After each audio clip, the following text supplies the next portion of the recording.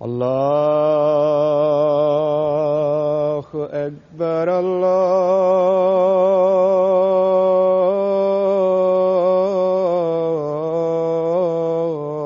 الله أكبر الله أكبر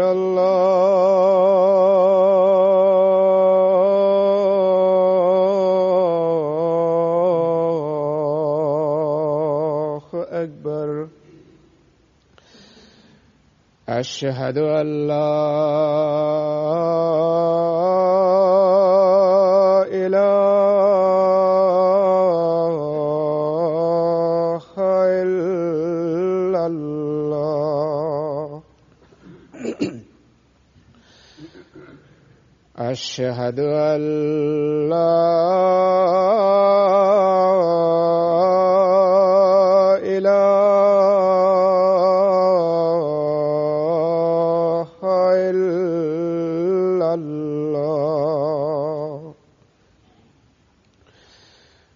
أشهد أن محمدًا رسول الله.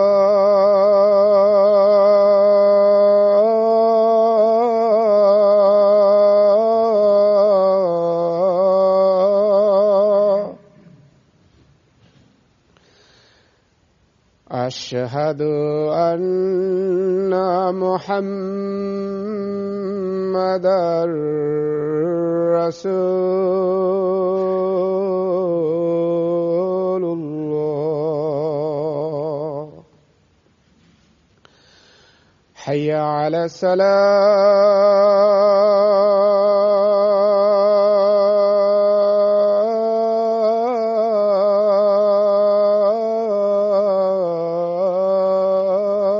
الصلاة. حي على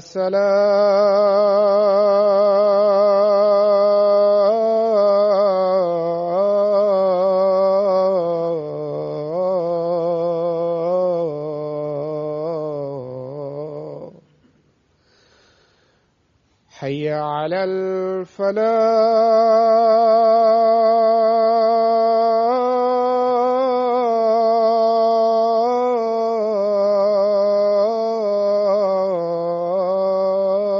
الفلاح.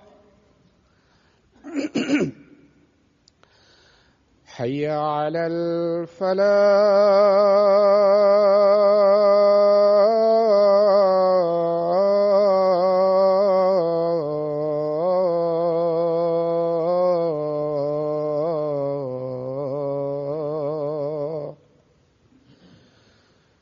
الله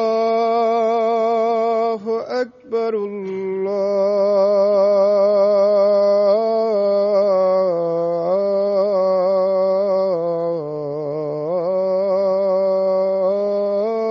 الله أكبر. لا إله إلا الله.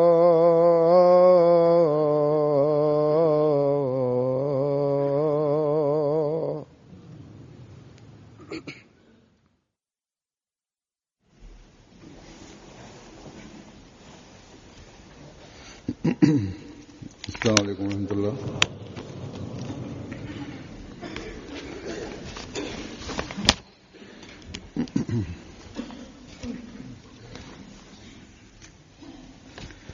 أشهد أن لا إله إلا الله وحده لا شريك له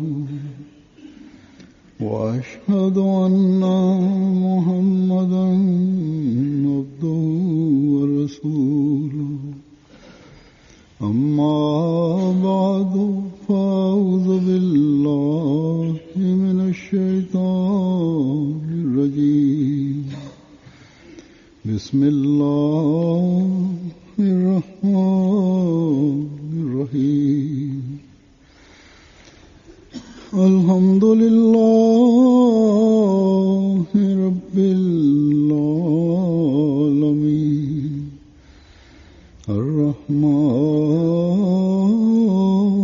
الرحيم مالك يوم الدين إياك نعبد وإياك نستعين اهدنا الصراط المستقيم صراط الذين أنعمت عليهم غير المغضوب عليهم ولا الضالين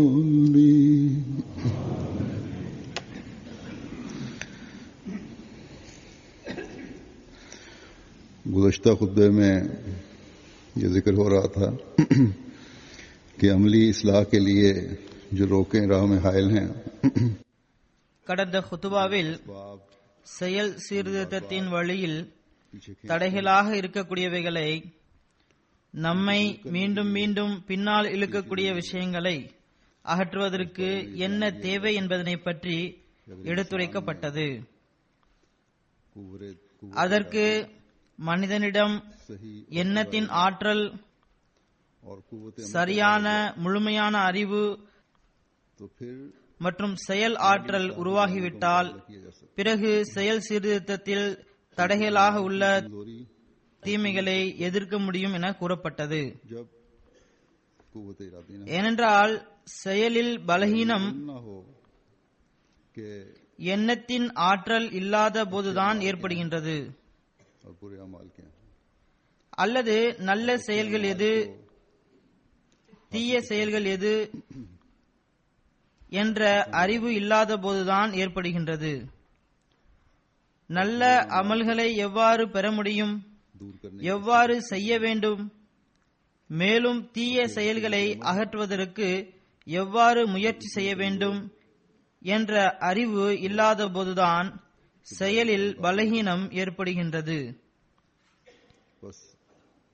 அடுத்து, செயல் ஆற்றலில் தீமைகளை எதிர்க்க முடியாத அளவுக்கு பலகீனமாக இருக்கும் போதுதான் செயலில் பலகீனம் ஏற்படுகின்றது. ஆக எண்ணத்தின் ஆற்றலை வலுப்படுத்துவது, அறிவின் பலகீனத்தை அகற்றுவது, மேலும் செயல் ஆற்றலை உருவாக்குவது போன்றவை மிகவும் தேவையான விஷயங்களாகும். செயல் ஆற்றல் தனது முயற்சியாலேயே உருவாகின்றது. மனிதன் மிகவும் பலகீனமாக இருக்கின்றான் என்றால் பிறகு வெளிப்புற உதவியும் தேவையாக இருக்கின்றது. எவ்வாறாயினும் இந்த விஷயங்கள் கடந்த ஹுத்பாவில் கூறப்பட்டுவிட்டன. இதனை பற்றி மேலும் சில விளக்கங்களை உதாரணங்கள் மூலம் எடுத்துரைப்பேன். நான் கடந்த ஹுத்பாவில் கூறியதனை போன்று இந்த விஷயங்களுக்கு மேலும் விளக்கம் கொடுப்பது அவசியமானதாகும். செயல் சீர்திருத்தத்திற்கு அவசியமான 3 விஷயங்களில் முதல் விஷயம் எண்ணத்தின் ஆற்றல் ஆகும் என்பதனை நாம் பார்த்தோம். எண்ணத்தின் ஆற்றல் என்பது என்ன? நம்மில் சிலரது பார்வையில் எண்ணத்தின் ஆற்றலை பற்றி பேசப்படுகின்ற போது இந்த எண்ணத்தின் ஆற்றல் என்பது என்னவென்று அவர்களுக்கு வியப்பானதாக இருக்கும். பெரும்பாலர் எண்ணத்தின் ஆற்றல் என்ற வார்த்தையில் இருந்தே இது ஏதோ ஒரு செயலை செய்வதனை பற்றி உறுதியான எண்ணம் மற்றும் அதனை முழுமைப்படுத்துவதற்கான ஆற்றல் ஆகும் என கூறுவர்.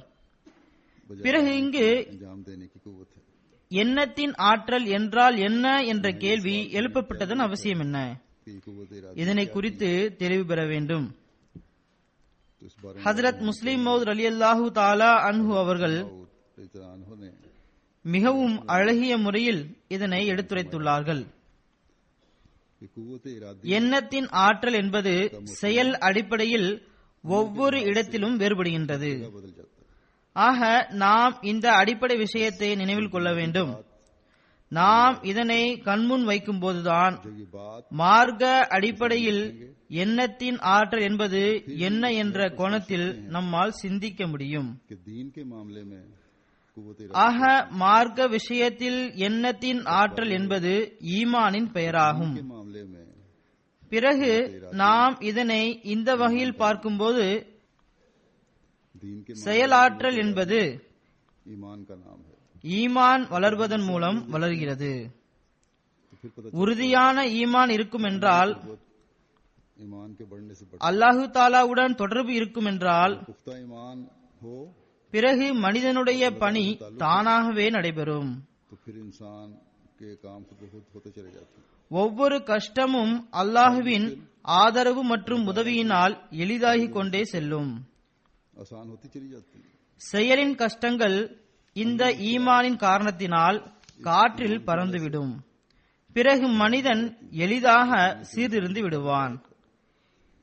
இது வெறும் வாயளவில் கூறக்கூடிய விஷயம் ஒன்றும் அல்ல. बल्कि மாறாக இதற்குரிய செயல் முன்மாதிரியை நாம் பார்க்கின்றோம். जब हम நாம் ஹஜ்ரத் நபிகள் நாயகம் ஸல்லல்லாஹு அலைஹி வஸல்லமுடைய காலத்தை பார்த்தோம் என்றால், तो ईमान से ஈமான் கொள்வதற்கு முன்பிருந்த செயல் நிலைமைகள் மற்றும் ஈமான் கொண்ட பிறகு ஏற்பட்ட செயல் நிலைமைகளில் ऐसे हैरत अंगेज नमूने எப்படிப்பட்ட ஆச்சரியமூட்டக்கூடிய முன்மாதிரிகள் தென்படுகிறது என்றால் வியப்பாக இருக்கின்றது. हजरत सल्लल्लाहु अलैहि वसल्लम நபிகள் நாயகம் ஸல்லல்லாஹு அலைஹி வஸல்லம் மீது நம்பிக்கை கொண்டவர்கள் யார்? அவர்களது செயல்பாடு எவ்வாறு இருந்தது? வரலாறு இதை குறித்து நமக்கு என்ன கூறுகிறது என்று பார்த்தால், அந்த நம்பிக்கை கொண்டவர்களில் திருடர்களும் இருந்தார்கள், கொள்ளையர்களும் இருந்தார்கள், தீயவர்களும் இருந்தார்கள். அவர்களில் தனது தாயுடன் திருமணம் செய்யக்கூடியவர்களும் இருந்தனர், निकाह भी कर लेते थे. தாயை பங்கிடக்கூடியவர்களும் இருந்தனர், தனது மகள்களை கொலை செய்யக்கூடியவர்களும் இருந்தனர், उनमें அவர்களில் சூதாடக்கூடியவர்களும் இருந்தனர், என் நேரமும் சூதாடி கொண்டிருந்தனர். அவர்களில் மது அருந்தக்கூடியவர்களும் இருந்தனர். எந்தளவு மது அருந்தக்கூடியவர்கள் என்றால் அவர்களுடன் யாராலும் போட்டியிட முடியாது. कोई कर ही नहीं सकता. மது அருந்துவதனை அவர்கள் கண்ணியமாக கருதி வந்தனர். ஒருவர் மற்றவர் மீது மது அருந்துவதில் நான் அதிகமாக குடிப்பேன் அல்லது என்னால் அதிகமாக குடிக்க முடியும் என பெருமை அடித்து வந்தனர். ஒரு கவிஞர் தனது பெருமை மற்றும் ஆணவத்தை இந்த விஷயத்தில் இவ்வாறு வெளிப்படுத்துகின்றார். इस बात पर जाहिर करता है அதாவது, நான் இரவிலும் எழுந்து மது அருந்தக்கூடியவன் ஆவேன், தண்ணீரை நான் தொடுவதே இல்லை என கூறுகின்றார். சூதாட்டம் விளையாடக்கூடியவர்கள் தனது சூதில் பெருமை கொண்டவாறு இவ்வாறு கூறுகின்றனர். जो अपना तमाम माल जुए में लुटा நான் எனது அனைத்து செல்வத்தையும் சூதில் தொலைப்பவன் ஆவேன், दे जुए में लुटा மறுபடியும் செல்வம் கிடைத்தால் அதனையும் சூதில் தொலைப்பவன் ஆவேன் என்கிறார். जुआरी இன்று பெரிய பெரிய சூதாட்டக்காரர்களும் கூட இந்த அளவு வெளிப்படையாக அறிவிக்க மாட்டார்கள். उस वक्त எவ்வாறாயினும் இதுதான் அன்றைய காலத்தில் அவர்களது நிலைமையாகும்.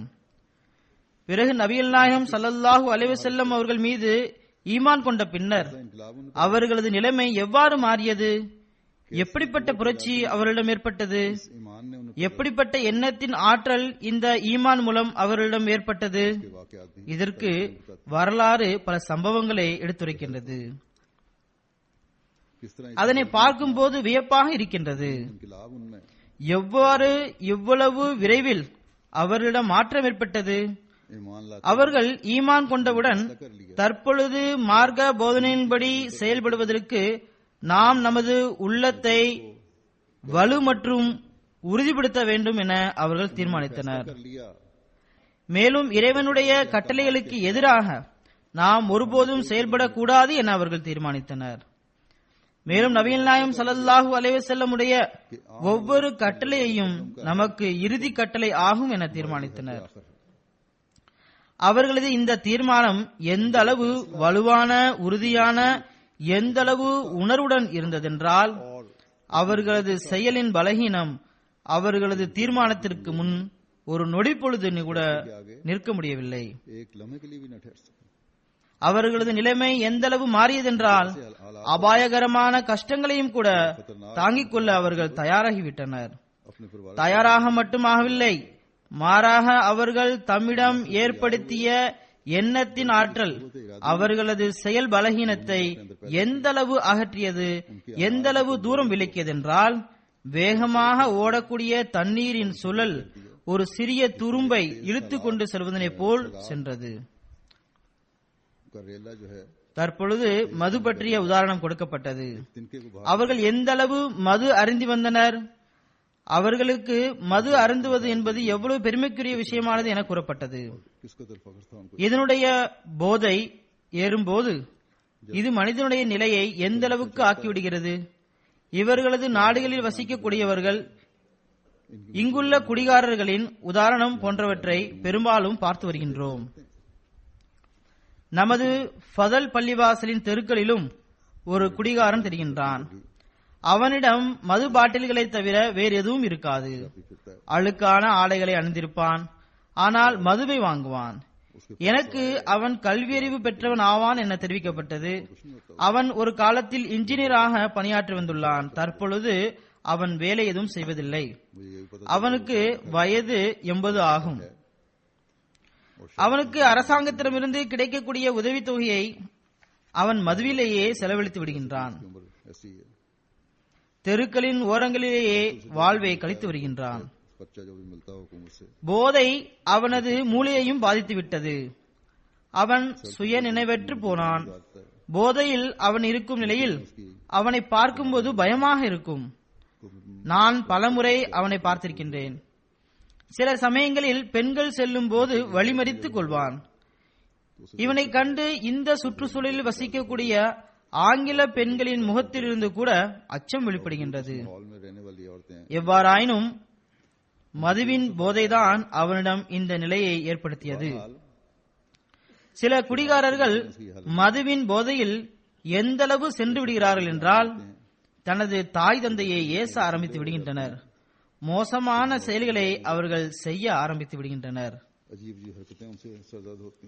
எனக்கு ஞாபகம் இருக்கிறது, நான் கானாவில் இருந்தபோது டமாலே என்ற நகரம் இருந்தது. அங்கு அந்த காலத்தில் ஜமாத்தின் ஒரு பெரிய ப்ராஜெக்ட் இருந்தது.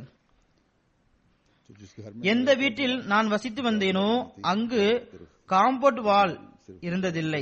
வெளிப்புறம் மட்டுமல்ல, உட்புறமும் இருந்ததில்லை. அனைத்து வீடுகளும் காம்பவுண்ட் வால் இல்லாமல் தான் இருந்தது.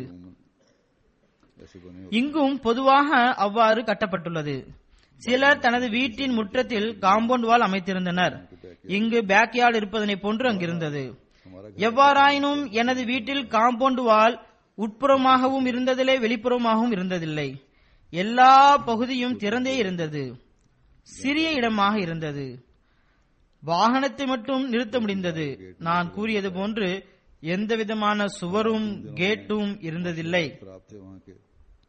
அந்த காலத்தில் சுற்றுச்சூழலும் மிகவும் மோசமானதாக இருந்தது. ஏதாவது ஒரு பொருள் திறந்த வெளியில் கிடந்தால் திருடப்பட்டு வந்தது. தற்பொழுது இங்கும் கூட திருடுகள் அதிகமாகிவிட்டன. இங்கு வீட்டின் கதவுகளை உடைத்து திருட்டு, கொள்ளை போன்றவைகள் நடைபெறுகின்றன. அங்கு அமைதியின் நிலை மிக மோசமானதாக இருந்தது. ஏனென்றால் பொருளாதாரம் மிகவும் மோசமானதாக இருந்தது. நாங்கள் அங்கு ஒரு வாட்ச்மேனை வைத்தோம். நான் அவரை நியமித்த போது அவன் இரவில் வருவான். அவரிடம் நான் குறிப்பாக கூறினேன், எனது வாகனம் வெளியில்தான் இருக்கும், அதனுடைய டயர் வெளியில்தான் இருக்கும், வைக்கக்கூடிய இடத்தில் டயர் வைக்க முடியாததினால் மாற்றம் செய்யப்பட்டுள்ளது. இங்கு டயர் அதிகமாக திருடு போகின்றது. ஆகையால் கவனமாக இதனை கண்காணித்து வரும்படி கூறினேன். பெரும்பாலும் அவன் மது அருந்திவிட்டுதான் வருவான். டயரை வெளியில் எடுப்பதற்காக முயற்சிக்கும் போது டயருக்கு முன்பாக முதலில் அவன் தரையில் விழுந்து கிடப்பான். ஒரு நாள் நான் அவனை பார்த்தேன். அன்று நல்ல போதையில் இருந்ததால் முகங்குப்புற கிடந்தான். அவன் என்ன பாதுகாப்பு பணியை செய்வான்? ஏதோ ஏசிக் கொண்டிருந்தான். அப்போது அவனை எதுவும் கூறாமல் இருந்தது சிறந்ததாக இருந்தது. இல்லையென்றால் என்னையும் அவன் ஏதாவது ஏச ஆரம்பித்திருப்பான். மறுநாள் அவனுக்கு போதை கொஞ்சம் இறங்கியதும் நான் அவனிடம், நீ போகலாம், உன்னை நாங்கள் பணியில் வைப்பதற்கு தயாராக இல்லை என கூறினேன். அவன் பலமுறை கெஞ்சினான். எனினும் அவனால் மது அருந்துவதனை விட முடியவில்லை. ஆனால் அவன் ஒரு காரியம் செய்தான். அதாவது பணிக்கு வருவதற்கு முன்பு போதை குறையும் அளவிற்கு குடித்து வந்தான், அல்லது அதிக அளவு போதை ஏறாத அளவிற்கு குடித்து வந்தான். எவ்வாறாயினும் போதையை கண்ட்ரோல் செய்யவே முடியாது. சில நாட்களுக்கு பிறகு அவனிடம் மீண்டும் அதே நிலைதான் ஏற்பட ஆரம்பித்தது. எடுத்துரைப்பதன் நோக்கம் என்னவென்றால், போதையில் மனிதன் என்ன செய்கின்றான் என்பதே தெரிவதில்லை, என்ன பேசுகிறான் என்பதும் அவனுக்கு தெரிவதில்லை. மறுநாள் அவனிடம், நேற்று நீ இவ்வாறெல்லாம் கூறினாய் என கூறும்போது அவன் முற்றிலும் மறுக்கின்றான். நான் இப்படிப்பட்ட விஷயங்களை பேசவே இல்லை என்கின்றான். நல்ல மனிதர்களும் கூட போதை குறைந்ததும் அவர்களிடம் இவ்வாறு நீங்கள் போதையில் கூறினீர்கள் என கூறினால் அவர்கள் நம்புவதில்லை. ஹஜ்ரத் முஸ்லிம் மௌத் ரலியல்லாஹு தஆலா அன்ஹு அவர்கள் ஒரு மனிதருடைய சம்பவத்தை எடுத்துரைத்துள்ளார்கள். இது ஒரு ரயில் பயணத்தின் போது ஏற்பட்ட சம்பவமாகும். அந்த மனிதர் ஒரு கண்ணியத்திற்குரிய குடும்பத்தை சேர்ந்தவர் ஆவார். அவர் ஹஜ்ரத் முஸ்லிம் மௌத் ரலியல்லாஹு தஆலா அன்ஹு அவர்களை அறிந்தவராகவும் இருந்தார். அவர் புஞ்ச் மாவட்டத்தின் ஒரு மந்திரியின் மகன் ஆவார். அந்த பயணத்தில் மதுவின் போதையில் எப்படிப்பட்ட விஷயங்களை கூறினார் என்றால், அறிவுள்ள நல்ல நிலையில் உள்ள மனிதரால் ஒருபோதும் இவ்வாறு கூறவே முடியாது. ஹஜ்ரத் முஸ்லிம் ரலியல்லாஹு தஆலா அன்ஹு அவர்கள் கூறுகின்றார்கள், மதுவின் போதை மனிதனின் மூளையின் மீது திரையிட்டு விடுகின்றது. அது மனிதனை முற்றிலும் பைத்தியமாக்கி விடுகின்றது. ஆனால் மறுபுறம் நாம் எண்ணத்தின் ஆற்றலின் எப்படிப்பட்ட புரட்சியினை கண்டோம் என்றால், முஸ்லிம் அல்லாதவர்கள் இதனை கஷ்டப்பட்டுதான் இருக்கின்றனர். அந்த எண்ணத்தின் ஆற்றல் ஈமானின் எண்ணத்தின் ஆற்றலாகும். இதனை ஹஜ்ரத் நபிகள் நாயகம் ஸல்லல்லாஹு அலைஹி வஸல்லம் அவர்கள் தன்னை ஏற்றுக்கொண்ட மக்களிடம் ஏற்படுத்தினார்கள். இதற்கான காட்சி நமக்கு அறிவிப்பில் இருந்து தெரிகின்றது. ஒரு சில சஹாபாக்கள் ஒரு வீட்டில் அமர்ந்திருந்தார்கள். கதவு அடைக்கப்பட்டிருந்தது. அவர்கள் அனைவரும் மது அருந்திக் கொண்டிருந்தனர். மது தடை செய்யப்பட்டதற்கான கட்டளை அப்போது இறங்கப்படவில்லை. மக்களிடம் மது அருந்துவதில் எந்த விதமான வெட்கமும் கூச்ச உணர்வும் ஏற்பட்டதில்லை. விரும்பும் அளவிற்கு மது அருந்தி வந்தனர். மயக்கம் வரும் வரை குடித்து வந்தனர். மதுவின் ஒரு பானையை அங்கிருந்த கூட்டத்தினர் காலி செய்திருந்தனர். இந்த பானை என்பது பல கேலன்களை கொண்டதாகும். இரண்டாவது பானையை அருந்த தொடங்கியிருந்தனர். அப்போது தெருவில் இருந்து நபிகள் நாயகம் ஸல்லல்லாஹு அலைஹி வஸல்லம் அவர்கள், எனக்கு அல்லாஹ் இன்றிலிருந்து முஸ்லிம்கள் மீது மது தடை செய்யப்படுகின்றது என கட்டளை வந்தது என கூறினார்கள். ஒரு அறிவிப்பாளரின் சப்தம் வந்தது. இந்த சப்தம் மக்களுடைய காதுகளில் விழுந்ததும் அப்போது மது மயக்கத்தில் மூழ்கியிருந்த ஒருவர் மற்றவரிடம், எழுந்து கதவை திறந்து இந்த அறிவிப்பை குறித்து உண்மையை தெரிந்து வாருங்கள் என்றார். மதுவை அறிந்து கொண்டிருக்கக்கூடியவர்கள் ஒருவர் எழுந்து அறிவிப்பை குறித்த உண்மையை அறிவதற்காக எண்ணிய போது மதுவின் மயக்கத்தில் மூழ்கியிருந்த மற்றொருவர் கம்பை எடுத்து மதுவின் பானைகளை உடைத்தார். மற்றவர்கள், நீ என்ன செய்து விட்டாய்? முதலில் நீ கட்டளைக்கு என்ன அர்த்தம், இது யாருக்கான கட்டளை என தெரிந்து வந்திருக்கலாமே என்றனர். அதற்கு அவர், முதலில் பானைகளை உடையுங்கள், பின்னர் இந்த கட்டளைக்கு என்ன பொருள் என கேளுங்கள் என்றார். அவர் கூறினார், நான் நபிகள் நாயகம் ஸல்லல்லாஹு அலைஹி வஸல்லம் உடைய கட்டளையை கேட்டதும் முதலில் கட்டளைக்கு கட்டுப்பட வேண்டும். பின்னர் நான் இந்த கட்டளைக்கான எல்லை எது என பார்ப்பேன். மேலும் இது எப்படிப்பட்ட சூழலில் தடையாகும் என்பதனையும் பார்ப்பேன் என்றார். ஆக இதுதான் நபிகள் நாயகம் ஸல்லல்லாஹு அலைஹி வஸல்லம் உடைய சஹாபாக்கள் மற்றும் மற்றவர்களுக்கு இடையில் உள்ள வித்தியாசமாகும். குடிகாரர்களின் நிலை எவ்வாறானதாக இருக்கும் என ஏற்கனவே கூறப்பட்டு விட்டது. ஒரு மது அருந்திக் கொண்டிருக்கக்கூடிய குடிகாரரின் முன்பிலிருந்து ஒரு கிளாஸை எடுத்தாலோ அல்லது மதுவை எடுத்தாலோ பிறகு அடிதடி வரை ஏற்பட்டு விடுகின்றது. கிளப்புகள், பார்கள் போன்றவற்றில் இது போன்ற சம்பவங்கள் நடைபெறுகின்றன. இங்கு ஒரு சில நாட்களுக்கு முன்பு கிளப்பில் அல்லது பாரில் போதையின் மயக்கத்தில் ஒருவர் மற்றவரை கொலை செய்து விட்டார். மாறாக விருப்பத்திற்கு மாற்றமான கருத்துக்களை கேட்டவுடன் இவர்கள் கொலை செய்ய இறங்கி விடுகின்றனர். ஆக போதையில் மூழ்கியிருக்கக்கூடியவர்கள் தானும் அமைதியாக இருப்பதில்லை, சுற்றுச்சூழலையும் அமைதியாக இருக்க விடுவதில்லை. அவர்கள் தனது நாவை கட்டுப்படுத்த முடியாதவர்களாக இருப்பார்கள். அவர்கள் தனது தாய் தந்தையரை பற்றி கவலையற்றவர்களாக இருப்பார்கள். அவர்களது கையும் காலும் தானாகவே நடுங்கக்கூடியதாக இருக்கும். போதையில் அவர்களுக்கு சட்டத்தை பற்றியும் கவலை இருக்காது, தண்டனை பற்றியும் கவலை இருக்காது.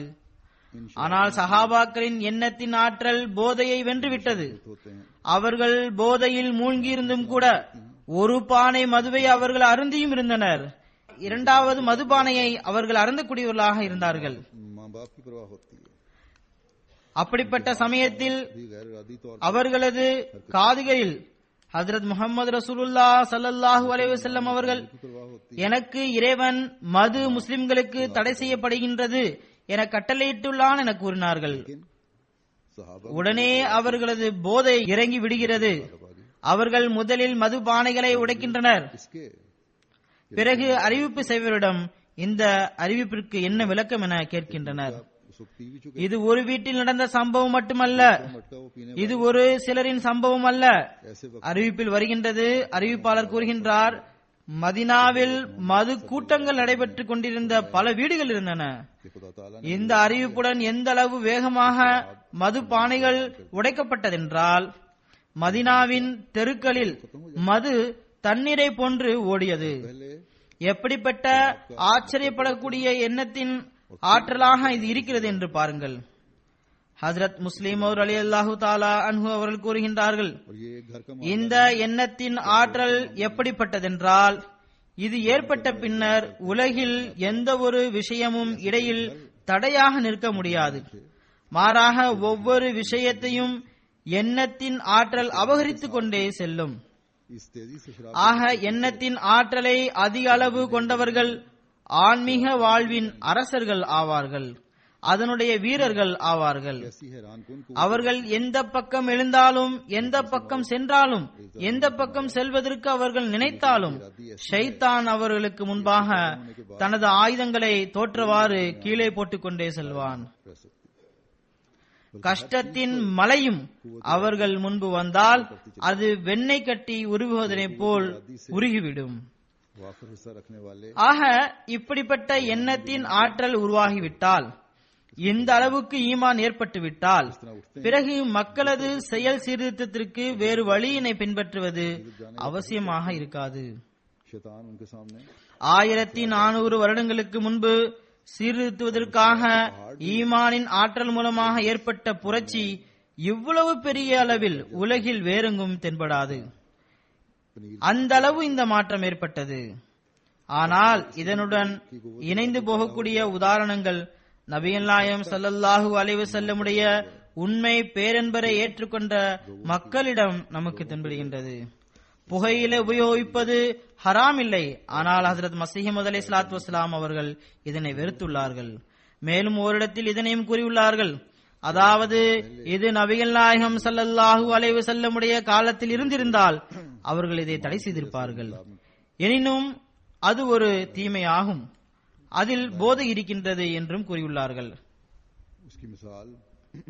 ஹஜ்ரத் மஸீஹ் மவ்ஊத் அலைஹிஸ்ஸலாத்து வஸ்ஸலாம் அவர்கள் ஒரு பயணத்தின் போது ஹுக்காவை விருப்பமற்றதாக தெரிவித்த போது, ஹுக்கா அருந்துவதனை பழக்கமாக கொண்ட அன்னாருடைய சஹாபாக்கள் தனது ஹுக்காக்களை உடைத்து விட்டார்கள்.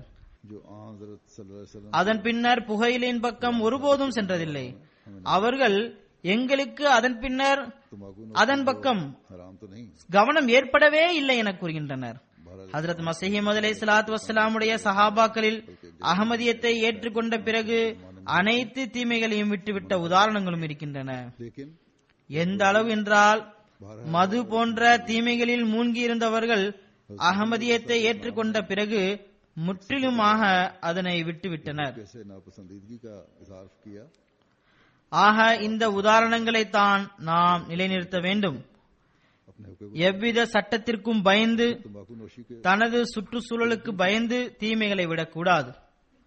அந்த தீமையிலிருந்து நாம் விலகி இருப்பது நமது தாய் தந்தையரின் அச்சத்தினால் இருக்கக்கூடாது, जिन्होंने अहमियत சுற்றுப்புறத்தின் அச்சத்தினால் இருக்கக்கூடாது. तमाम बुराइयों இப்படிப்பட்ட சிந்தனை இருக்கக்கூடாது. சிந்தனை இருக்க வேண்டும் என்றால் இவ்வாறு இருக்க வேண்டும். அதாவது அல்லாஹ் அவனது ரசூல் ஸல்லல்லாஹு அலைஹி வஸல்லம் அவர்கள் நம்மை இதிலிருந்து தடுத்திருக்கின்றார்கள். மேலும் இக்காலத்தில் ஹஜ்ரத் மஸீஹ் மவ்ஊத் அலைஹிஸ்ஸலாத்து வஸ்ஸலாம் அவர்கள் இதனை தடை செய்திருக்கின்றார்கள். எனவே நாம் இதிலிருந்து தவிர்ந்திருக்க வேண்டும் என்ற சிந்தனை இருக்க வேண்டும். कर या अपने मुआशरे से முஸ்லிம் நாடுகளில் மது சாதாரணமாக கிடைக்காது. या பாகிஸ்தான் போன்ற நாடுகளை பற்றி எனக்கு தெரியும். बचना इसलिए नहीं சட்டம் அதற்கு அனுமதி அளிப்பதில்லை. ஆனால் மறைமுகமாக எப்படிப்பட்ட மது தயார் செய்யப்படுகிறது என்றால் நாட்டு மது போன்ற மதுக்கள் தயார் செய்யப்படுகின்றன. बल्कि सोच ये होनी चाहिए அதனை மக்கள் அருந்துகின்றனர். छोड़नी है। அது மிகவும் அதிக போதை கொண்டதாக இருக்கும். सल्लल्लाहु अलैहि वसल्लम ने इससे வசதி படைத்த கூட்டம் பல்வேறு சாக்குப்போக்குகளை கூறி உயர்தர மதுபானங்களுக்கான ஏற்பாடுகளை செய்து கொள்கின்றது. तो हमने इसे रुकना है। நான் சில ஹாஸ்டல் மாணவர்களையும் பார்த்திருக்கின்றேன். मुसलमान அவர்கள் ஆல்கஹால் கலந்துள்ள சிரப் அல்லது மருந்துகளை, குறிப்பாக இருமல் மருந்துகள் போன்றவற்றை போதைக்காக பயன்படுத்துகின்றனர். कानून अब उसकी इजाजत नहीं देता। பிறகு இவை தீங்கை ஏற்படுத்துகின்றது. அதில் மற்ற மருந்துகளும் கலந்திருக்கின்றன. ஆக இப்படிப்பட்ட சுற்றுச்சூழலிலிருந்து அகமதிகள் தவிர்ந்திருப்பது மிகவும் அவசியமாகும். தனது எண்ணத்தின் ஆற்றல் மூலம் இந்த தீமைகளிலிருந்து தவிர்ந்திருப்பது அவசியமாகும். लोग इंसान कर लेता है। இன்றைய நாட்களில் ஐரோப்பிய நாடுகளிலும் கூட மிகவும் அபாயகரமான மதுக்களை தவிர ஷீஷே என்ற பெயரில் ரெஸ்டாரண்ட்களிலும் जिनमें अल्कोहल मिली हो குறிப்பாக முஸ்லிம் ரெஸ்டாரண்ட்களில் மதுக்கள் கிடைக்கின்றன. उसको नशे के तौर पर इस्तेमाल करते हैं। இதனை போன்று ஹுக்கா என்ற பெயரில் போதையை கையாளுகின்றனர். दूसरी அது ஒரு வகையான ஹுக்காவாகும். ऐसे இங்கும் நமது சில இளைஞர்களும் இளைஞிகளும் இந்த ஷீஷேவை உபயோகிக்கின்றார்கள் என எனக்கு தெரிய வந்துள்ளது. बुराइयों से बचने की जरूरत है। மேலும் இதில் போதை இல்லை என கூறுகின்றனர். मुल्कों में भी அல்லது எப்போதாவது உபயோகிப்பதினால் ஒன்றுமில்லை என கருதுகின்றனர். நினைவில் கொள்ளுங்கள், இவ்வாறு எப்போதாவது பயன்படுத்துகின்ற போது खासतौर पर मुसलमान ஒரு காலம் வரும், அப்போது நீங்கள் பெரிய போதையில் மூழ்கி விடுவீர்கள். பிறகு அதிலிருந்து விடுபடுவது மிகவும் கஷ்டமாகிவிடும். रेस्टोरेंट का हुक्का है, ये क्या ஆக இப்போதிலிருந்தே தனது எண்ணத்தின் ஆற்றல் மூலம் செயல்பட வேண்டும். लड़कियां இந்த தீமையிலிருந்து விடுபட வேண்டும். இதற்கு தமது ஈமானை உற்று நோக்க வேண்டும். इस्तेमाल करने से कुछ नहीं होता, कोई हर्ज नहीं। ஈமானின் வெப்பம் எண்ணத்தின் ஆற்றலை உருவாக்குகின்றது. कभी कभी இது உடனடியாக விரைவாக மாபெரும் முடிவுகளை எடுத்துரைக்கின்றது. இதனை நாம் சஹாபாக்களின் உதாரணத்தில் பார்த்தோம். छेड़ना बहुत मुश्किल हो जाता அவ்வாறு இல்லை என்றால் சட்டத்தினால் இவர்களை தடுக்க முடியாது. है। अभी से நான் கூறியது போன்று பாகிஸ்தானில் மது விற்பதற்கான தடை உள்ளது. इस बुराई से छुटकारा पाना होगा। மது கிடைப்பதும் இல்லை. ஆனாலும் மக்கள் மது அருந்துகின்றனர். அதற்கான ஏற்பாட்டை செய்து விடுகின்றனர். ईमान को देख பல்வேறு வழிகளை அவர்கள் கையாளுகின்றனர். कुव्वत इरादी पैदा कर सकती है। அமெரிக்காவில் ஒருமுறை மது பொதுவாகவே தடை செய்யப்பட்டது. जैसा कि साहब அதனால் மக்கள் வேறொரு வழியை பயன்படுத்த ஆரம்பித்தனர். वरना ஸ்பிரிட்டை அருந்த ஆரம்பித்தனர். ஸ்பிரிட் அருந்துவதனால் ஏற்படும் தீமைகள் மிகவும் அதிகமாகும். है, मिलती भी नहीं, இதன் காரணத்தினால் மக்கள் மரணிக்க ஆரம்பித்தனர். भी कर लेते हैं। ஹஜ்ரத் முஸ்லிம் மௌத் ரலியல்லாஹு தஆலா அன்ஹு அவர்கள் எழுதுகிறார்கள், अमेरिका में ஈமான் இல்லாமல் இருந்தது. ஆகையினால் உலக சட்டத்தின் முயற்சி வெற்றி பெறவில்லை. इसके लोगों ने போதையின் அடிமைகள் எந்த அளவு நிர்பந்தத்திற்கு ஆளானார்கள் என்றால் ஸ்பிரிட்டை குடித்து தனக்குத்தானே தீங்கிழித்துக் கொண்டனர். और इसकी वजह से लोग मरने लगे। பிறகு அரசாங்கம் மருத்துவர் அனுமதி அளித்தால் மது கிடைக்கும் என சட்டம் இயற்றியது. ईमान नहीं था, மருத்துவரிடம் அனுமதி பெற வேண்டும் என்பதும் சில காரணங்களினால் ஆகும். இதன் மூலம் காரணிகளை ஜஸ்டிஸ் செய்யலாம் என நினைத்தனர். ஆனால் இதன் விளைவு என்ன ஆயிற்று? ஆயிரக்கணக்கான மருத்துவர்கள் தனது வருமானத்தை அதிகப்படுத்துவதற்காக போலி சர்டிபிகேட்டுகளை தர ஆரம்பித்தனர். பிராக்டிஸ் செய்யாத மருத்துவர் கூட மது அருந்துவதற்கு சர்டிபிகேட் கொடுத்து சம்பாதிக்க ஆரம்பித்தார். बाद वजूहात की वजह से था, बाद असबाब ऐसे हों இறுதியில் ஒரு கட்டத்தில் அரசாங்கம் தலைகுனிந்தது. கொஞ்சம் கொஞ்சமாக வயது வரம்பு பின்பற்றப்பட்டவாறு தற்பொழுது மது எல்லா இடங்களிலும் கிடைக்கின்றது. சில இடங்களில் இதற்கான வயது வரம்பு 21 ஆகும். சில இடங்களில் இதற்கான வயது வரம்பு 18 ஆகும். சில இடங்களில் பெரியவர்கள் உடன் இருந்தால் 15, 16, 17 வயது பிள்ளைகளும் கூட சில குறிப்பிட்ட வகையான மதுக்களை அருந்தலாம். ஆக இது தனது சட்டத்தின் இயலாமை மீது திரையிடுவதற்கான சாக்குப்போக்குகளாகும். எந்த அளவு முன்னேற்றம் அடைந்து கொண்டே செல்கிறார்களோ அந்த அளவு தீமைகள் செய்வதற்கான சட்டமும் ஏற்றப்படுகின்றன. தீமைகளை தடுக்க முடியவில்லை என்றால் பிறகு சட்டத்தில் எளிமையை ஏற்படுத்தி விடுகின்றனர். ஆனால் இறைவனுடைய கட்டளைகளில் எது தீமை என்று கூறப்பட்டுள்ளதோ அது எப்போதும் தீமைதான். இறைவன் நமது விருப்பங்களுக்கு ஏற்ப செயல்படுபவன் அல்லன். மாறாக நாம் நமது செயல்களை சீர்திருத்துவதற்கு அல்லாஹ்வுடைய கட்டளைகளை பின்பற்ற வேண்டும். இந்த பின்பற்றுதலும் நமது ஈமானுடைய தரம் உயர்ந்ததாக இருக்கும்போதுதான் நடைபெறும். இன்றைய காலத்தில் முன்னேற்றம் அடைந்துள்ள நாடுகள் எந்த சமுதாயத்தை பார்த்து அறிவற்றவர்கள் என்று கூறுகிறதோ, எவர்களே கல்வியறிவற்றவர்கள் என கருதியதோ அவர்கள் தமது ஈமானை போதையின் மீது வெற்றி பெற செய்தனர். தமது அமலை சீர்திருத்தினார்கள். மேலும் உலகில் தமது சிறந்த செயல்களின் கொடியை நிறுவி உலகினை அதன் பின்னால் செல்ல வைத்தனர். ஆக மார்க்க விஷயத்தில் எண்ணத்தின் ஆற்றல் தமது ஈமானின் உறுதிப்பாடாகும். அது நல்ல அமல்கள் செய்வதன் மூலம் நிலை பெறும். மேலும் அது தீமைகளிலிருந்து காப்பாற்றுகிறது என்பதும் தெளிவாக வேண்டும். இதனுடன் ஏற்கனவே கூறியது போன்று அறிவாற்றலும் இருக்கின்றது. ஒருவரிடம் அறிவாற்றல் இருக்கும் என்றால் அறிவின் காரணமாக செயலில் ஏற்படக்கூடிய பலகீனங்கள் அகன்றுவிடும். இதற்கான உலகியல் உதாரணம் என்னவென்றால், சிறு வயதில் பிள்ளைகளிடம் சில பழக்கங்கள் இருக்கும். சிலருக்கு மண் தின்னும் பழக்கம் இருக்கும். அதனுடைய தீமைகள் பற்றி தெரிய வந்தவுடன் பிறகு அதிலிருந்து தன்னை தடுத்துக் கொள்வார்கள். இதுபோன்று பல பழக்க வழக்கங்கள் இருக்கின்றன. ஒரு பெண் பிள்ளை இருந்தால் அவளை பற்றி எனக்கு தெரியும். அவளுடைய பழக்கம் என்னவென்றால், அவள் இரவில் தூங்கும் போது தனது தலைமுடியை பிடித்து இழுப்பாள். இதனால் அவளது தலை புண்ணாகி கொண்டிருந்தது. ஆனால் தற்பொழுது கொஞ்சம் கொஞ்சமாக வளர்கிறாள். அவளுக்கு இது தவறு எனவும் தெரிகிறது.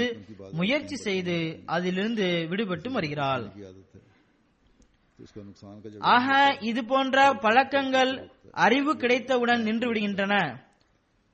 ஆக இதனை போன்று யாருக்கு இறைவனை பற்றிய அச்சம் சிறிதளவாவது இருக்குமோ அவரிடம் செயல்களினால் ஏற்படக்கூடிய பாவங்கள் மற்றும் அல்லாஹ்வின் வெறுப்பை பற்றிய சரியான உணர்வை ஏற்படுத்தணும் என்றால், மேலும் பாவங்கள் மூலம் அல்லாஹ் எவ்வாறு கோபம் அடைவான் என புரிய வைக்கும் போது அவர் பாவங்களிலிருந்து தவிர்த்து விடுகின்றார். அடுத்ததாக செயலில் பலகீனம் ஏற்படுவதற்கு காரணமாக இருக்கக்கூடிய மூன்றாவது விஷயம் செயல் ஆற்றலை சரியாக உபயோகப்படுத்தாமையாகும். சிலர் இந்த விஷயம் மீண்டும் மீண்டும் கூறப்படுகிறது என எண்ணலாம். ஒரு வகையில் விஷயம் திரும்ப திரும்ப கூறப்பட்டாலும் புரிய வேண்டும் என்பதற்காக பல்வேறு கோணங்களில் எடுத்துரைக்கப்படுகின்றது. எவ்வாறாயினும் செயல் ஆற்றலின் குறைபாடு அல்லது செயலாற்றல் இல்லாமல் இருப்பதற்கும் சில காரணங்கள் இருக்கின்றன. உதாரணமாக, முதலாவது காரணம் பழக்க வழக்கமாகும். ஒரு மனிதரிடம் எண்ணத்தின் ஆற்றலும் இருக்கிறது, அறிவும் இருக்கிறது. ஆனால் பழக்கத்தின் காரணமாக நிர்பந்திக்கப்பட்டு செயலில் பலகீனத்தை வெளிப்படுத்துகின்றார். அல்லது ஒருவருக்கு இறைவனுடைய நெருக்கம் கிடைக்கப்பெறும் என்பது தெரிகிறது. ஆனால் உலக விஷயங்களுக்காக உலகின் மீதுள்ள அன்பின் உணர்வு அல்லது உலக விஷயங்களின் இழப்பினால் இழப்பின் உணர்வு அவனை வென்று விடுகின்றது. இதன் காரணமாக இப்படிப்பட்ட மக்கள் அல்லாஹ்வின் நெருக்கத்தை பெறுவதிலிருந்து தடுக்கப்பட்டவராக ஆகிவிடுகின்றனர். இப்படிப்பட்ட மக்களுக்கு உட்புறத்திற்கு பகரமாக வெளிப்புற மருத்துவம் செய்வது அவசியமாகும். ஏனென்றால் இதன் மூலமாகத்தான் செயல் ஆற்றலில் முன்னேற்றம் அடைய முடியும். இதற்கு சரியான உதவி அவசியமாகும். यह एक शख्स சரியான உதவி கிடைக்கும் என்றால் முன்னேற்றம் கிடைக்கப்பெறும். ஆக சீர்திருத்தம் பெறுவதற்கு சரியான உதவியினை தேடுவது அவசியமாகும். जज्बात मोहब्बत, ஒருவருக்கு ஒரு விஷயத்தை பற்றி ஆரம்பத்திலேயே தெரியும் जज्बात என்றால் பிறகு அவரை எவ்வாறு சீர்திருத்த முடியும்? பாவங்களை செய்தால் இறைவனது கோபம் தன் மீது உண்டாகும் என்பதை தெரிந்த ஒருவருக்கு இறைவனது கோபத்தை பற்றி எடுத்துரைப்பது எந்த பலனையும் தராது. அல்லது இறைவனது அன்பை பற்றி தெரிந்த ஒருவருக்கு இறைவனது அன்பை பற்றி கூறுவது எந்த பயனையும் தராது. ஏனென்றால் அவருக்கு ஏற்கனவே அதற்கான அறிவு இருக்கின்றது, அவரிடம் எண்ணத்தின் ஆற்றலும் இருக்கின்றது, ஆனால் முழுமையாக இல்லை. அறிவை பற்றி பார்த்தோம் என்றால் அவரிடம் ஏற்கனவே அறிவும் இருக்கிறது, நாமும் அறிவை வழங்கியுள்ளோம். अगर सही सहारा मिल जाए तो बेहतरी आ सकती है. ஆனால் இறைவனுடைய அன்பு மற்றும் அவனுடைய கோபம் பற்றிய அச்சம் सहारे की तलाश உள்ளத்தில் துரு ஏற்பட்டிருப்பதால் தாக்கத்தை ஏற்படுத்த முடியவில்லை. அதற்கு வேறொரு பொருளின் தேவை இருக்கிறது. इस्लाह के लिए ये तो नहीं हो सकता. ஏனென்றால் இறைவன் அவனுடைய பார்வையிலிருந்து மறைந்தவனாக இருக்கின்றான். அதாவது அவர் எனக்கு இறைவன் தென்படுவதில்லை, முன்னால் இருக்கக்கூடிய பொருள்கள் தான் தென்படுகிறது என்று கூறுகின்றார். எவருடைய ஈமான் முழுமையானதாக இல்லையோ இறைவனும் அவருடைய பார்வையிலிருந்து மறைந்து விடுகின்றான். அதனால்தான் அவன் இறைவனுக்கு அஞ்சுவதில்லை. भी उसमें है. இப்படிப்பட்ட மக்களுக்கு வேறு சிலர் இருக்கின்றார்கள், அவர்களுக்கு இவர்கள் பயப்படுகின்றார்கள். ஆக இப்படிப்பட்ட மக்களது உள்ளத்தில் வேறு சில மனிதரது திகிலை ஏற்படுத்தினோம் என்றால் दिल के जंग की वजह से அல்லது உலக பொருட்களை பயன்படுத்தியவாறு அவரை சீர்திருத்தினோம் என்றால் किसी और चीज की जरूरत है, क्योंकि खुदा ताला அவருக்கு சீர்திருத்தமும் ஏற்படும். यही कहता ஆனால் அந்த ஆற்றல் இன்றைய காலத்து உலக சட்டங்களை போன்று அரசியல் நலனின் காரணமாக பயந்து சீர்திருத்தத்திலிருந்து பின்வாங்கக்கூடியதாக இருக்கக்கூடாது என்பது நிபந்தனையாகும். எவ்வாறாயினும் இந்த மூன்று வகையான மக்கள் உலகில் இருக்கின்றனர். உலகில் இந்த நோய்களும் இருக்கின்றன. சிலர் இருக்கின்றனர், அவர்களது செயலில் பலகீனம் ஏற்படுத்துவதற்கு காரணம் ஈமானில் முழுமையாக இல்லாதிருப்பதே ஆகும். तो इसकी भी इस्लाह हो सकती है. மேலும் சிலரது செயலில் பலகீனம் ஏற்படுவதற்கு காரணம் அவர்களது அறிவு முழுமையாக இல்லாதிருப்பதே ஆகும். மேலும் சிலர் இருக்கின்றனர், அவர்கள் डर कर ஈமானும் அறிவும் கொண்டவர்களாக இருக்கின்றனர், ஆனால் மற்ற வழிமுறைகள் அவர்களிடம் துருப்பிடித்திருப்பதனால் இந்த இரண்டு மருத்துவமும் அவர்களுக்கு போதுமானதாக இருப்பதில்லை. மேலும் வெளிப்புற மருத்துவத்தின் தேவை ஏற்படுகின்றது, ஏதாவது உதவியின் தேவை ஏற்படுகின்றது. जिनकी अमल की कमजोरी உதாரணமாக ஒருவருக்கு எலும்பு முறிந்துவிட்டால் में कामिल न होना है. சில சமயங்களில் எலும்பு இணைவதற்காக மாவுக்கட்டு போட்டு அவருக்கு உதவி செய்யப்படும்.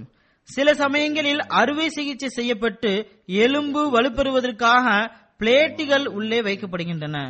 लेकिन பிறகு கொஞ்சம் கொஞ்சமாக எலும்பு இணைந்து விடுகின்றது. அதன் பின்னர் அந்த உதவிகள் அகற்றப்பட்டு விடுகின்றன. இதனை போன்று சில மனிதர்களுக்கு சிறிது காலம் வரை உதவி தேவைப்படுகின்றது. பிறகு கொஞ்சம் கொஞ்சமாக இந்த உதவி வலுவை ஏற்படுத்தி விடுகின்றது. அதன் பின்னர் அவரே செயல்பட ஆரம்பித்து விடுகின்றார். இதன் மூலம் செயல் பலகீனங்கள் அகன்று விடுகின்றன.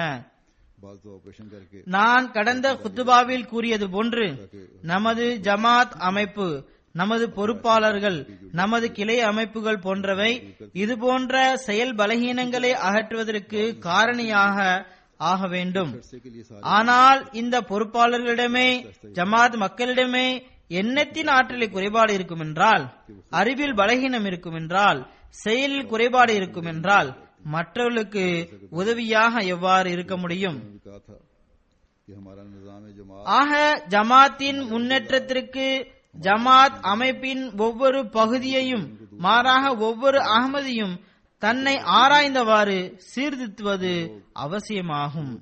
பலகீனமாக உள்ள தனது நண்பர்களுக்கு, நெருக்கமானவர்களுக்கு உதவியாக இருப்பது அவசியமாகும். இதன் மூலம் ஜமாத்தின் ஒவ்வொரு நபரும் செயல் சீர்திருத்தத்தின் உயர்தரத்தை அடையக்கூடியவராக ஆக வேண்டும். இதன் மூலம் அல்லாஹுவின் நெருக்கத்தை பெறக்கூடியவராக வேண்டும். अपना जायजा அல்லாஹ் நமக்கு இதற்கான வாய்ப்பினை வழங்குவானாக. और अपने दोस्तों और करीबियों தொழுகைகளுக்கு பின்னர் நான் ஒரு ஜனாதா காயிப் தொழுகையை தொழ வைப்பேன். उनका सहारा बनने ஒரு வருத்தத்திற்குரிய செய்தி, ராவல்பிண்டியை சேர்ந்த முகமது சர்வர் சாஹிபுடைய மகன் சிறுவன் को चूकने அர்சாலன் சர்வர் சாஹிப் ஜனவரி 14ஆம் தேதி ஷஹீதாக்கப்பட்டுள்ளார். पाने वाला இன்னா லில்லாஹி வ இன்னா இலைஹி ராஜிஊன். तौफीक अता फरमाए। முதலில் நான் இவரது குடும்பத்தினை பற்றிய அறிமுகத்தை கூறிவிடுகின்றேன். जनाजा गायब भी पढ़ाऊंगा। அர்சாலன் சர்வர் சாஹிபுடைய தாத்தா ना खबर है कि अजीजम अरसलान முகமது யூசுப் சாஹிப் அவர்கள் சாட் நம்பர் 55 ஜேடாவாலான் ஃபைசலாபாதை சேர்ந்தவர் ஆவார். ஷஹீது மர்ஹூமுடைய தாத்தாவும் தாயும் 3வது ஹிலாஃபத்தின் காலத்தில் 1973 பைய செய்தார்கள். இவரது தாய் பிறப்பு அகமதியாவார். 1986 இவரது குடும்பம் ராவல்பிண்டி குடியேறியது. खानदान के तारुफ के रात में थोड़ा सा மர்ஹூமுடைய தந்தை साहब के மாவு மில்லில் சூப்பர்வைசராக பணியாற்றி வந்தார். மர்ஹூம் அர்சாலன் சர்வர் ராவல்பிண்டியில் தான் பிறந்தார். இஸ்லாமாபாத்தில் எஃப்எஸ்சி ப்ரீ இன்ஜினியரிங் மாணவர் ஆவார். மரணத்தின் போது இவருக்கு 17 வயது ஆகும். पैदाइशी अहमदी थी। சிறுவன் அர்சாலன் சர்வருடைய ஷஹாதத் சம்பவம் இவ்வாறு நடைபெற்றுள்ளது. அதாவது ஜனவரி 13-14ஆம் தேதி இரவு फ्लोर मिल में 1 மணி அளவில் தனது தெருவில் தனது அகமதி அல்லாத நண்பர்களுடன் 12 ரபியுல் அவ்வல் தொடர்பாக லைட்டிங் போன்றவற்றை செய்து கொண்டிருந்தனர். அப்போது தெருவின் முனையில் ஒரு வாகனம் வந்து நின்றது. அதன் பின்னர் சிறிது நேரம் கழித்து ஒரு மோட்டார் சைக்கிளும் அதன் அருகே வந்து நின்றது. का वाकया ये है இவர்கள் அங்கு வருவதற்கு முன்பாக குப்பை தொட்டியிலிருந்து ஒரு வெள்ளை நிற பையில் எதனையோ எடுத்து வந்தார்கள். गली में 12 रबीउल अव्वल के அது ஏற்கனவே அங்கு வைக்கப்பட்டிருந்தது. இந்த சமயத்தில் அந்த தெருவில் இருந்த 2 அகமதி அல்லாத இளைஞர்களும் சாலன் சர்வர் சாஹிபும் அதனை கண்டு சந்தேகமடைந்தனர். பெரியவர்களையும் எழுப்புவோம் என பரஸ்பரம் ஆலோசனை செய்தனர். அதன்படி गंदगी के ढेर से சாலன் சாஹிப் சப்தமிட்டார். लेकर भी आए जो कि पहले ही वहां पर रखा हुआ था। இதனை கண்ட ஒருவர் வாகனத்திலிருந்து வெளியில் வந்து 2-3 முறை வானத்தை நோக்கி சுட்டார். साहब ने इनको देखा और இதனை கண்ட இளைஞர்கள் தெருவின் மற்றொரு பக்கம் சென்றனர். அந்த நபரும் பின்னால் வந்து 2-3 முறை சுட்டார். அர்சாலன் சர்வர் ஓடும்போது 2 நண்பர்களுக்கும் மத்தியில் இருந்துள்ளார். जिस पर लड़के शोर मचाते हुए गली की दूसरी தெருவில் உள்ள துப்பாக்கி சூட்டின் அடையாளங்களை பார்க்கும்போது வலது மற்றும் இடப்புறம் இருந்த அந்த அகமதி அல்லாத 2 பேர் மீதும் துப்பாக்கி சூடு நடைபெற்றுள்ளது என தெரிய வருகிறது. लगता है कि दोनों गैर अहमदी लड़कों पर ही फायरिंग हुई है। அர்சாலன் சாஹிப் ஓடுகின்ற சமயத்தில் பின்னால் திரும்பி பார்த்தபோது அவரது தலையில் குண்டு பாய்ந்தது. जबकि அந்த இடத்திலேயே அவர் விழுந்து விட்டார். மற்ற 2 பேரும் தெருவில் இருந்த வாகனத்திற்கு பின்னால் படுத்துக் கொண்டனர். पीछे लेट गए, தாக்குதல் நடத்தியவர்கள் சிறிது தூரம் வரை வந்துவிட்டு ஓடிவிட்டனர். भाग गए। சிறுவன் மருத்துவமனைக்கு அழைத்து செல்லப்பட்டான். மருத்துவமனை அருகில்தான் இருந்தது. மருத்துவர்கள் முயற்சி செய்யத்தான் செய்தார்கள். ஆனால் மூளையில் लेकिन डॉक्टर குண்டு பாய்ந்திருந்ததால் காப்பாற்றுவது கஷ்டம் என கூறினர். खून वगैरह भी दिया गया। तकरीबन ரத்தம் போன்றவற்றையும் கொடுத்துள்ளனர். ஏறக்குறைய 3 மணி நேரத்திற்கு பிறகு சிறுவன் ஷஹீதானான். இன்னா லில்லாஹி வ இன்னா இலைஹி ராஜிஊன். काफी हर्दल अजीज था। அனைவராலும் விரும்பக்கூடிய நபராவார். के घर आए हैं। அகமதி அல்லாதவர்களும் துக்கம் விசாரிக்க வந்திருந்தனர். இவர் அல்லாஹ்வின் அருளினால் வசிய செய்திருந்தார். இவர் தனது 14 வயதில் வசிய செய்திருந்தார். इंडिया से குத்தாமுல் அஹ்மதியா சேட்டிலைட் டவுனில் சாய்க்காக பணியாற்றி வந்தார். இதற்கு முன்பு அத்ஃபாலுல் அஹ்மதியாவிலும் பணியாற்றி வந்துள்ளார். இவரது சகோதரரும் ஜமாத்துடைய பல்வேறு தொண்டுகளை செய்யக்கூடியவர் ஆவார். ராவல்பிண்டியுடைய காயிஸ் சாஹிப் கூறுகின்றார்கள், மர்ஹூம் அர்சாலன் சர்வர் மற்றும் அவரது அனைத்து சகோதரர்களும் குத்தாமுல் அஹ்மதியாவில் சிறப்பாக பணியாற்றக்கூடியவர்கள் ஆவார்கள். பாதுகாப்பு பணி மற்றும் ஏனைய ஜமாத் பணிகளில் அதிக ஆர்வத்துடன் கலந்து கொள்ளக்கூடியவர்கள் ஆவார்கள். मुरब्बी साहब ராவல்பிண்டியின் முரப்பி சாஹிப் எழுதுகிறார்கள், பெரும்பாலும் அலுவலகத்திற்கு வந்து ஹஜ்ரத் மசீம் அலைஹிஸ்ஸலாத்து வஸலாமுடைய நூலை படிப்பதையே ஷஹீத் மர்ஹூம் வழக்கமாக கொண்டிருந்தார். गुदास था। தொழுகையை முறையாக பேணக்கூடியவர் ஆவார். தொழுகையை உருக்கத்துடன் தொழக்கூடியவர் ஆவார். ஐவானை தௌஹீதில் தொடர்ந்து ஜும்மா தொழுது வருபவர் ஆவார். அங்கு காவல்துறையின் பாதுகாப்பும் சில தடைகளும் இருந்து வந்தது. அல்லாஹ்வின் அருளினால் சந்தாக்களை முறையாக வழங்கக்கூடியவர் ஆவார். அல்லாஹ் தாலா மர்ஹூமின் தரஜாவை உயர்த்துவானாக. அவருடன் கருணை மற்றும் மன்னிப்புடன் நடந்து கொள்வானாக. जो है उनको இவரது பிரிவில் வாடுபவர்களுக்கு பொறுமை மற்றும் தைரியத்தை வழங்குவானாக. மர்ஹூமுடைய பிரிவில் வாடுபவர்களில் தந்தை முஹம்மது சர்வர் சாஹிப், செயலர் தாவத்தில்லா ஹல்கா, தாய் இஷத் பர்வீன் சாஹிபா, இவர்களை தவிர 3 சகோதரர்களும் உள்ளனர். नासिर अहमद யாசர் அகமது இவர் ஜெர்மனியில் வசிக்கின்றார். நாசர் அகமது இவர் அமெரிக்காவில் வசிக்கிறார். முகமது அகமது இவர் ராவல்பிண்டியில் வசிக்கின்றார். அல்லாஹ் இவர்கள் அனைவருக்கும் பொறுமையை வழங்குவானாக.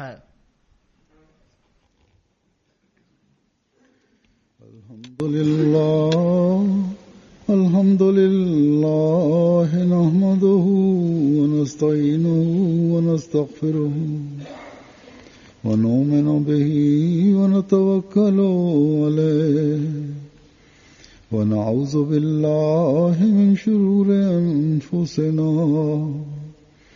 ومن سيئات أعمالنا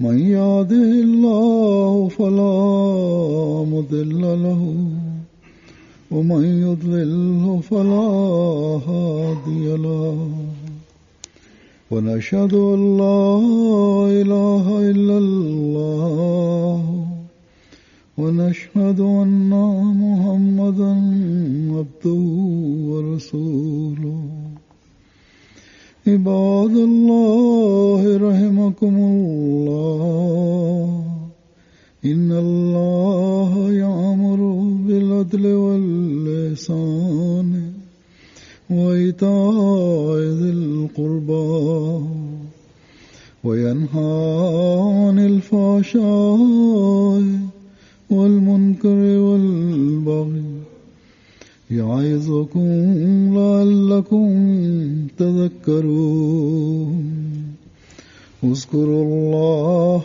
يذكركم وادعوه يستجب لكم ولذكر الله أكبر.